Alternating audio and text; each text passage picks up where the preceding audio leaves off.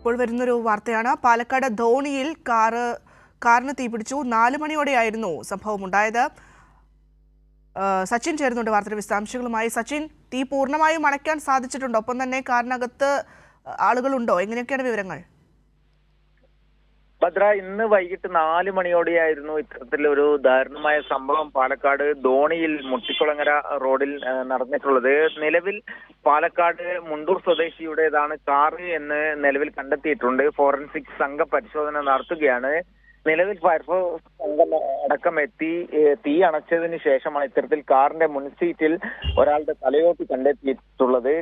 കത്തിക്കരിഞ്ഞ നിലയിൽ തന്നെയാണ് തലയോട്ടി കണ്ടെത്തിയിട്ടുള്ളത്. അതിനാൽ തന്നെ ആത്മഹത്യ ആണോ എന്നൊരു കാര്യത്തിലാണ് ഇപ്പോൾ നിലവിൽ പോലീസും അതേപോലെ തന്നെ അന്വേഷണ സംഘവും നിലവിൽ പ്രാഥമികമായി കണ്ടെത്തിയിരിക്കുന്നത്.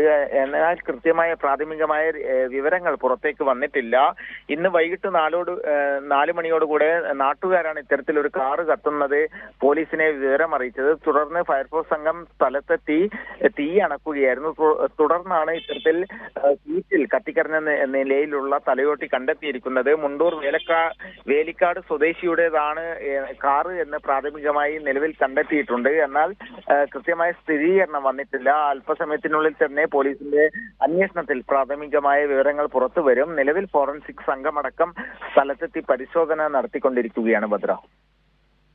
ശരി സച്ചിൻ, പാലക്കാട് ധോണിയിലാണ് ഇത്തരത്തിൽ കാറ് കത്തിയത്. എന്തായാലും വാഹനത്തിൽ ഒരു മൃതദേഹമുണ്ട്. ആളെ തിരിച്ചറിയാൻ സാധിച്ചിട്ടില്ല.